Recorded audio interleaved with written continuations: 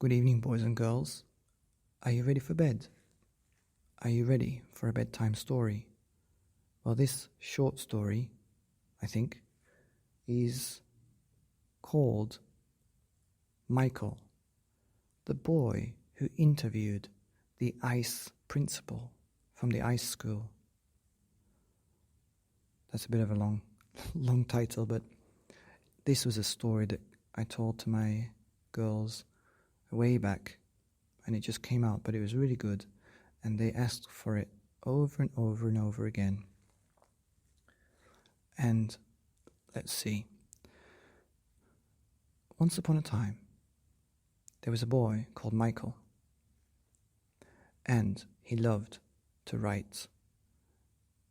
And once he graduated from university, he became a journalist, and he would write articles or stories for newspapers and magazines. And one day, he was given a job to do. He thought it was not real at the beginning when he got the letter, and it said, "Go to this school and interview the principal." And when he read the address, it was the ice school. He thought, maybe they've spelt it wrong. It should be the nice school. And then he looked at the principal's name, and it was Mr. Frost. And so he took a taxi to the school, and he went in to the front door, and immediately he felt the cold. It was freezing. He could see his breath, even though it was over 30 degrees Celsius outside. What's this school, he thought. The woman on the front desk took Michael all the way up to the principal's office. It was freezing. She gave him a jacket with a visitor on it.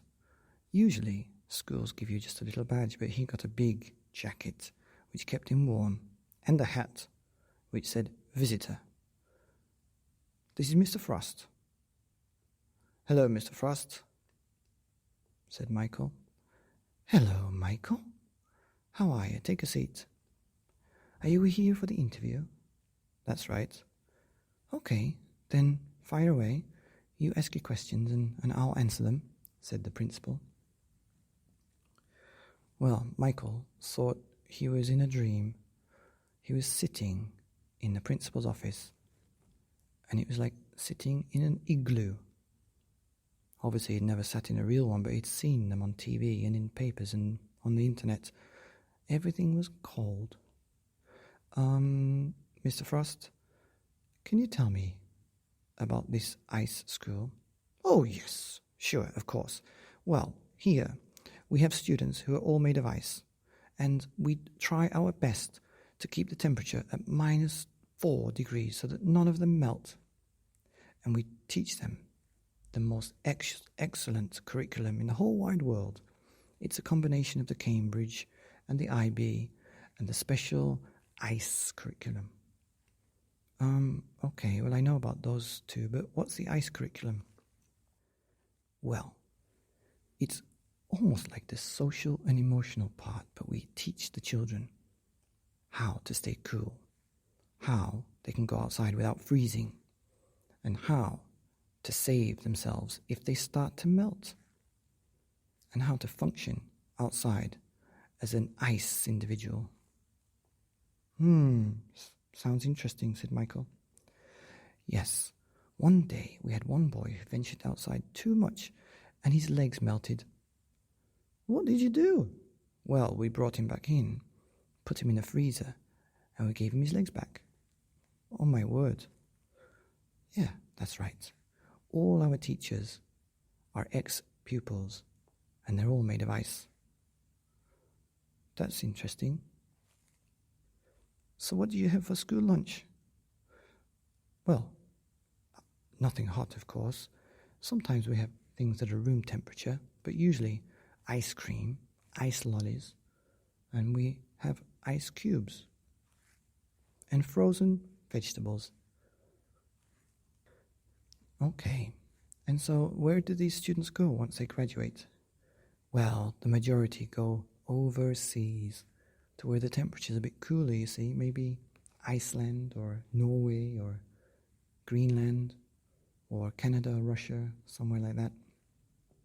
And what do? Well, they can do all sorts, really. Our most famous graduate actually made the Polar Express. Have you seen that animation? Yes, I have. Yes, he was the person that directed it. Wow, said Michael. Well, Michael was getting a bit cold, and so the ice principal gave him a tour of the whole school. They had an ice rink instead of a swimming pool. They had basketball courts and football courts, but they didn't play much because the principal said that if they played, sometimes they would break their arms and legs because they were just made of ice. And what happens if that happens? Said Michael. Well, we take them to that special room over there. It's like a fridge, then we just put them back in the fridge and pour water into a mold, and we can make their arms and legs, and they're back to normal. Wow. Yes, we've got a special bus that's cooled to -10 to take them home, and they all live in houses that are very cold. I see. Well, Michael couldn't believe his eyes, and the principal showed him out back where he came from. And Michael took a taxi back home, wearing his mask, and wrote the story for the newspaper about the ice school and the principal, Mr. Frost. The end. Well, that didn't sound as good as it did the first time. If you have any suggestions on how to make that more interesting next time, send me an email or a comment on the Facebook group. My email is e3d@gmail.com. Bye-bye.